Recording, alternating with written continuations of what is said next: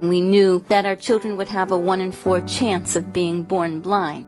But we didn't know that they could be born with some vision and lose it. And so we were really devastated when Steph started walking into walls that she was able to avoid previously and losing the little sight that she had been born with. But I always felt that there certainly was no reason that she couldn't achieve whatever goals she set for herself. And achieve, she did.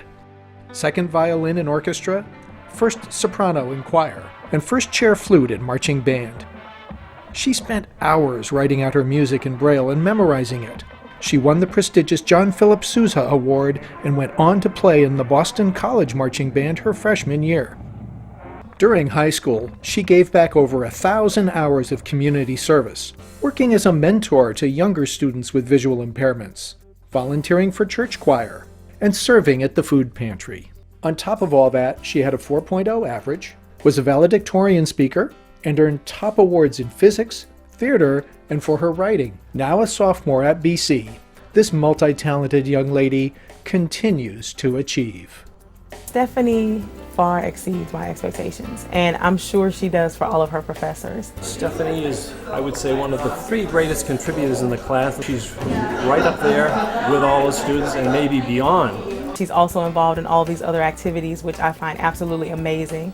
I also do chorale, which we got to sing with the Boston Pops, which was really exciting. I do church choir, I like to sing, and I'm also in this fiddle class with one of my roommates now, Haley, and we learn Irish fiddle. It's really funny because we're one of the only few non-Irish people in the room, and so we make fun of ourselves a lot.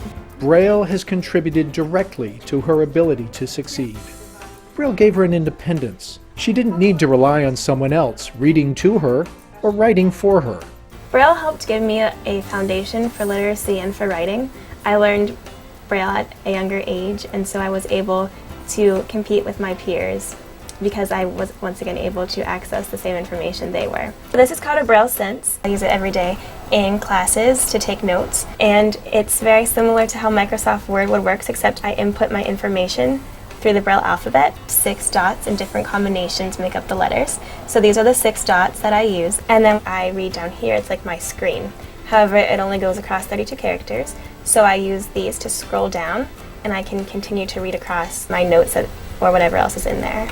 She had the Braille machine, and she was reading from the Braille and gave this wonderful presentation on aspects of Romeo and Juliet. It'd be really difficult to keep up with my peers if I wasn't able to access the same information that they access. I can use my computer to access the internet.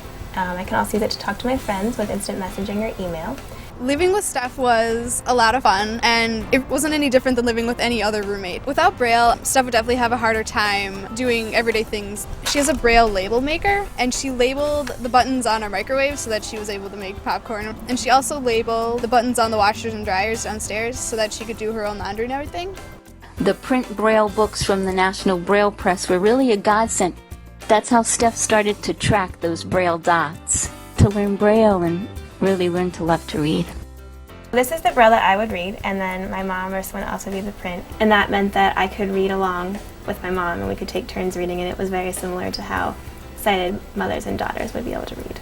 She loves to laugh and joke around.